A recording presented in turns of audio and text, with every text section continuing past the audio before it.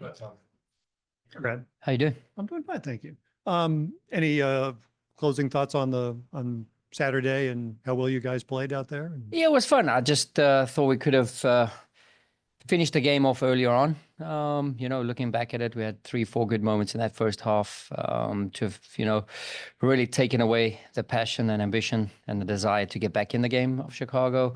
But having said that, once again, we show we're a tough team to play against, even when we, concede the equalizer and come back and straight off the bat, just positivity, encouragement, brave, and finishing off final place. So yeah, I thought overall, good day's work.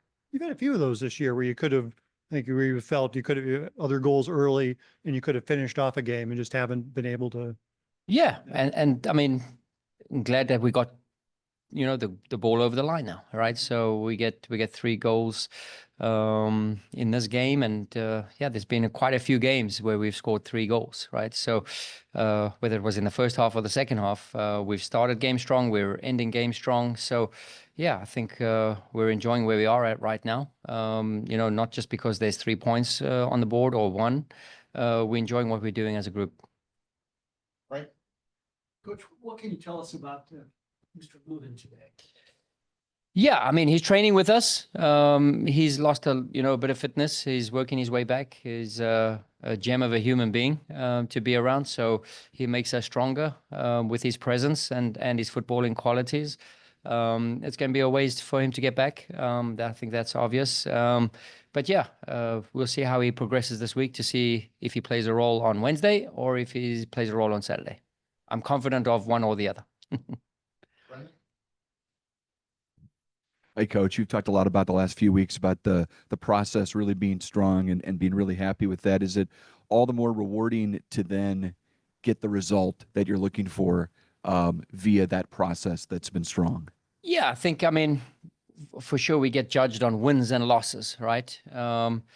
And when neither of those are happening, they feel uncomfortable both ways. So yeah, it's a moment of time though. We know that we're planning for the long term, we're planning for the future, we're planning to be hard to play against. And when you have these games like this and still stay in contention in games where they might not go your way or you might dominate, and unfortunately, on tough away stretches to take a point away, you look at that as a bigger picture. There's always, a reason and a method. I think 11 games deep now into the season. I think we 3 points off of where we were last year, so 16 to 19 points. So put that in perspective and how dreamy and, it's just an incredible fairy tale last year was. 3 points now difference. There's been a lot of grinding, a lot of working, a lot of maturity, a lot of growing up as a group, and I've seen a lot of that come to fruition over the last couple of weeks. So really happy with what we're doing right now. Coach, same starting 11 past 4 games. What do you think that says about not just this group, but yourself and the evolution of City? It's obviously the first time that's happened in your... Yeah, we take what the game needs, right? We know that we've had a few guys that, Josh Yarrow, Jabulo Blom, Edu Löwen, Joachim Nielsen. So eventually your roster, gets thinner and thinner. And if the guys start playing more frequently, there's a certain cohesion. There's a certain, I would say, optimism of the movements. And I think that's been apparent over the last couple of games. So, I don't plan or predict or forecast. I don't see it as a strength or a weakness that we've done one or the other. I just think it's what the moment needs. And that's where we have been the last 4 games.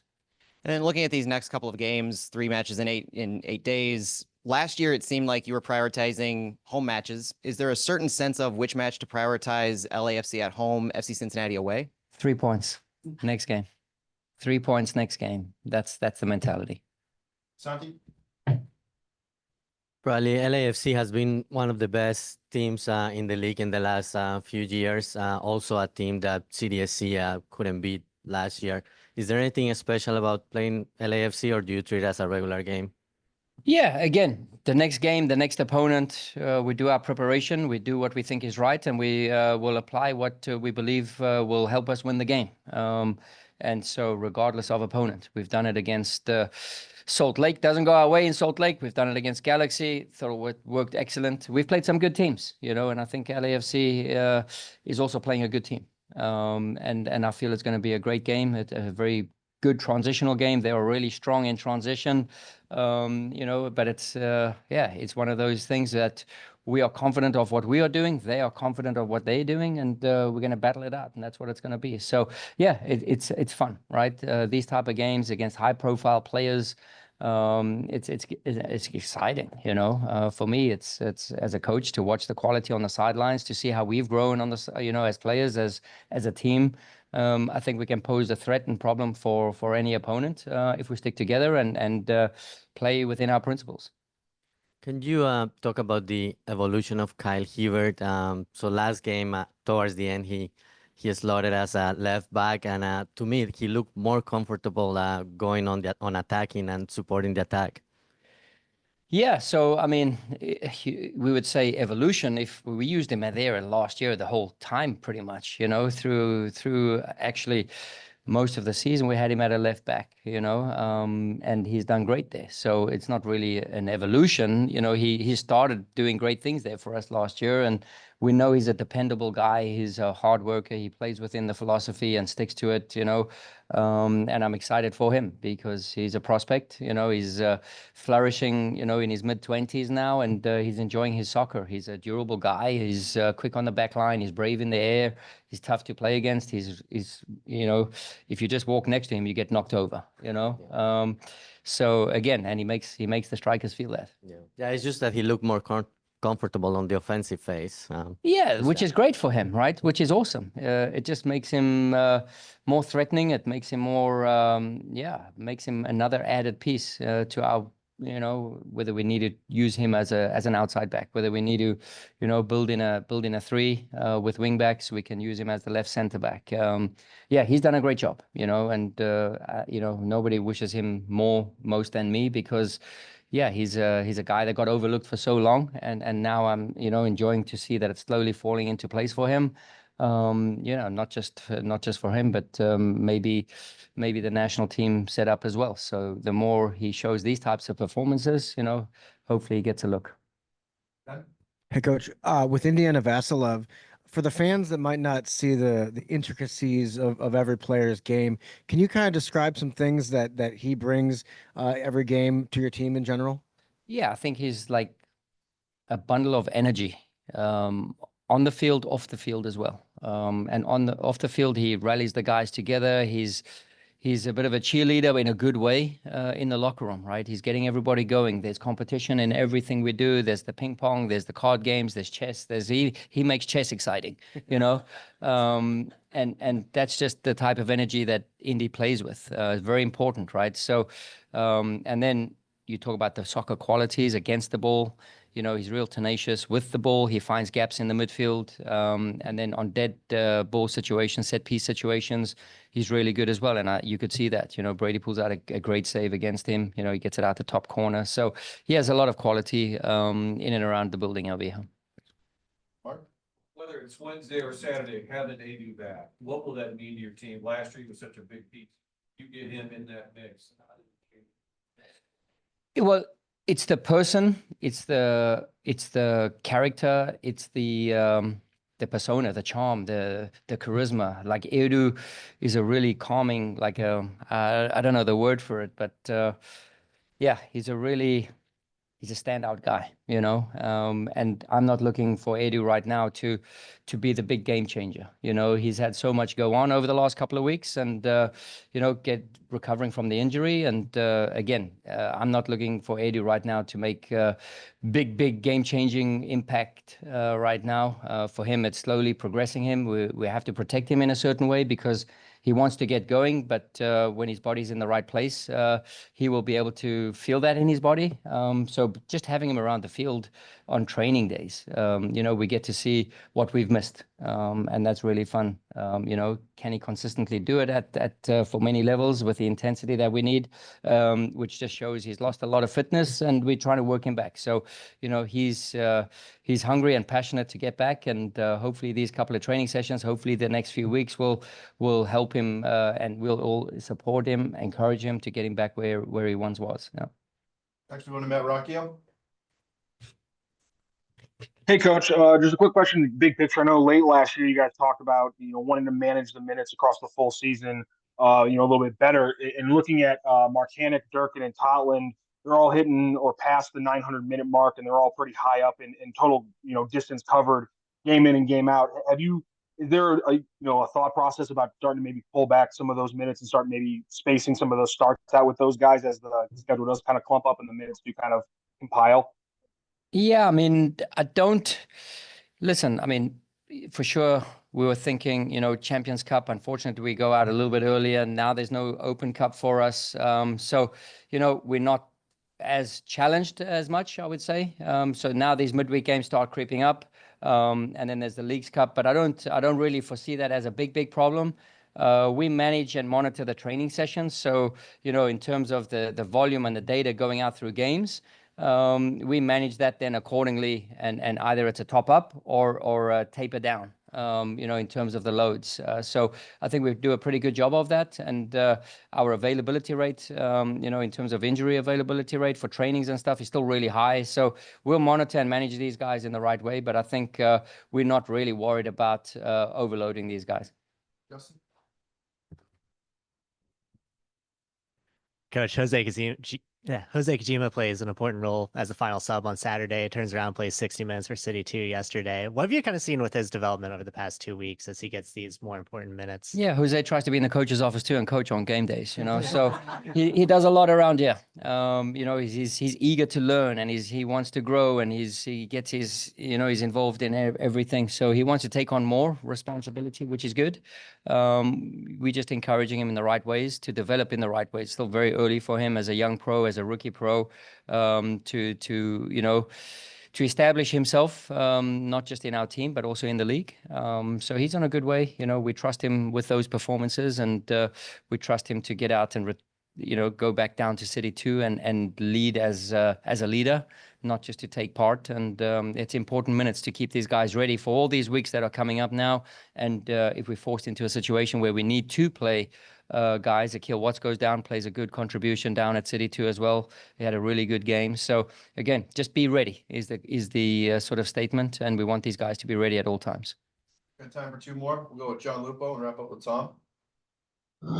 Bradley, can you just talk about the partnership between Tomas Ostrak and Chris Durkin in the midfield? I think they've brought a lot of defensive stability since you inserted Tomas alongside Chris.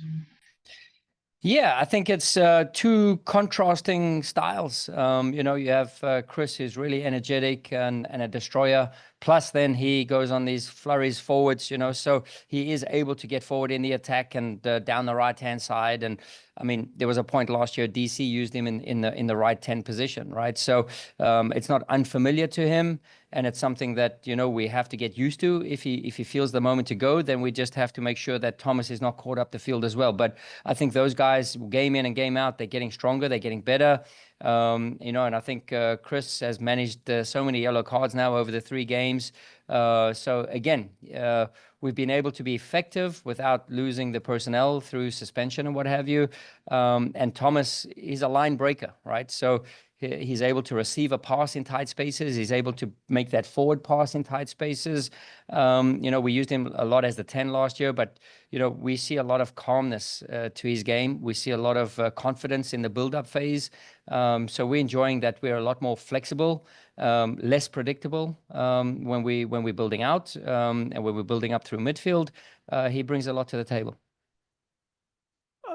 With the stability you've had in the starting lineup, what does that, so they say about in a time like this, when you've got to rotate the lineup, about, because other guys like the Jake Nerwinskis and Akil, who haven't gotten a lot of minutes this season compared to last year where there were minutes all around. Yeah, we thought we've managed this really well, so I don't think we have to rotate the lineup much.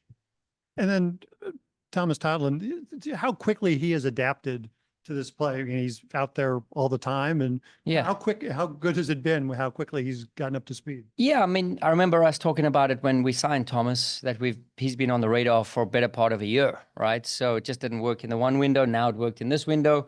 But he came ready. He was in a playing environment where he was playing week in, week out, you know, so he had good rhythm coming into the league.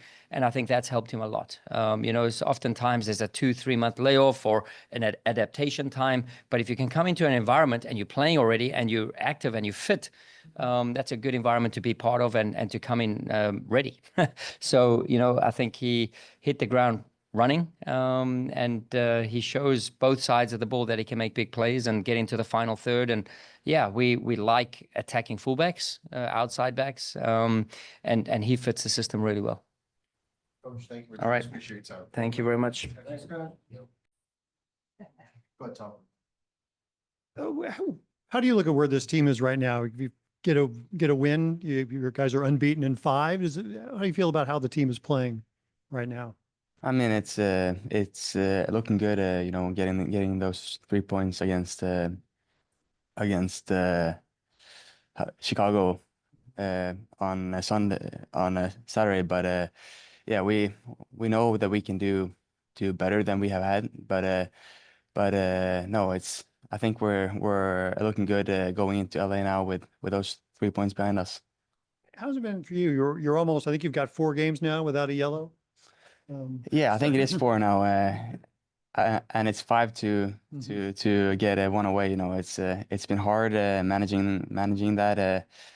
You know, sometimes you have to take that card for the team, and luckily, both me and Chris have not had to do that. So yeah, 1 more match, and one of them goes away. You're looking forward to that, so you can let yourself go. Yeah, of course. You know, it's you never want to miss out on a game, you know. So just trying to just manage those cards is hard, but yeah. Hey there, Coach. You heard talk about Indiana Vasilov and how he's just competitive and makes things fun, even chess. Can you share a memory or an example of that? You know, for me, it hasn't been chess. I don't play chess that much, but ping pong. You know, he just loves to talk a lot. You know, so he just makes ping pong that much more fun. And yeah, we enjoy having him on the table there. When you're playing against him, does he get in your head? To be honest, he's a good player. So he doesn't need that when he plays against me. But no, he likes to trash talk. So he does that quite a lot. Thank you. Thomas, can you talk about your partnership with Rasmus Alm in the last few games since he came back from injury? No, you know, Rasmus, he's a hard working player, and yeah, I know him super good from both playing in Sweden and moving here. You know, we've spent a lot of time together, and I've gotten to know him super good. And yeah, he's just super nice to play with because he works up and down that field, and yeah, every time I'm on the ball, I know that I can just kick that ball in behind, and he'll be there. Justin. Almost kind of on that same point, wing play has been one of the strong suits for the club this year, especially compared to last year. Since you arrived in the offseason, has that been something that you've noticed? Is that the chemistry not just between you and Alm, but on that other side of the pitch as well? Yeah, you know, it's been nice getting to play with Durkin and Indy on that right side, starting to know each other better. And yeah, Rasmus also coming in there has also helped a lot. And yeah, I think it's only going to get better from now. Thomas, have you looked at tape on LAFC? What are your thoughts, and especially that looming battle between yourself and Denny Bwanga? To be honest, we haven't gone that much through them yet, but yeah, it's a good team. You know, they have a good history in this league. But yeah, I also think that, like, for me, this being my first year, like every game is my first against many teams. You know, and I think that's also a good team because I can play more on my instincts because I don't know the players that good. So yeah, that's what I am going to try to do on Wednesday. Do you ever hear about those higher level players from other teams, whether or not you've seen them play? And does that ever become a thought at any point of that caliber being different than any other? Yeah, of course you need to look at their strength. You know, some players there are really good, and you need to take that into thought and play on their weaknesses, and yeah, that's what I'm going to try to do. Any insight into what those weaknesses might be?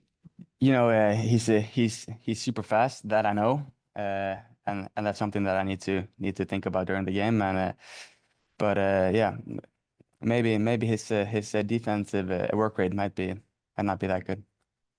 Brendan?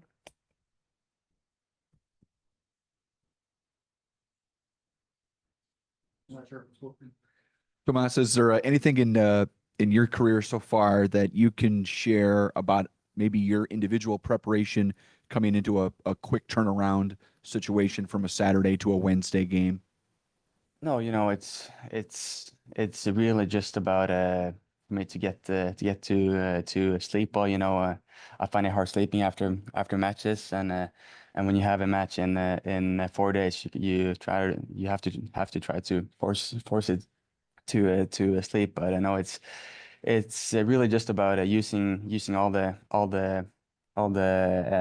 knowledge that we have back at the facility to get the body in the best shape, and yeah, also the mental part of it. You know, you feel tired, but you need to go out there and do the job again.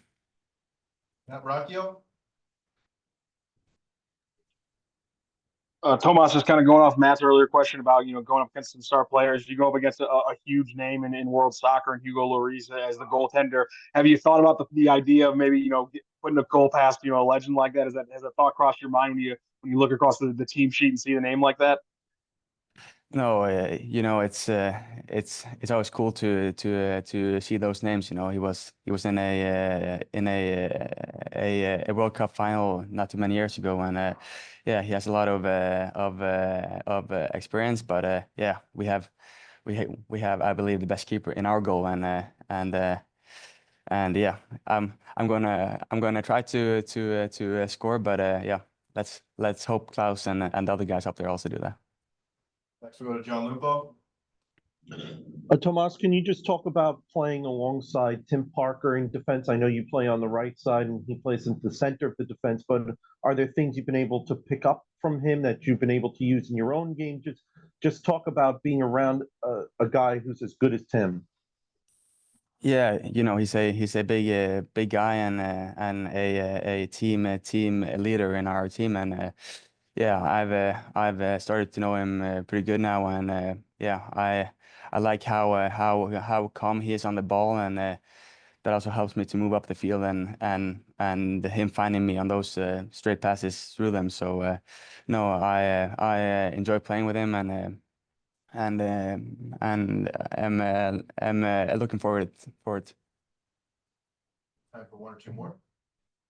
Tom, it looks like the adjustment has gone smoothly for you. How has it been on coming to America and playing here? No, it's been nice. You know, luckily I got my wife over here with me, and we're settling in here, and yeah, mostly the team and the fans have just made it all that much easier, and yeah, also starting the season early, I think was a good part, you know, just to get in with those games, get those minutes in, get more comfortable, and yeah, the team, the staff, and everybody around the club has helped with that.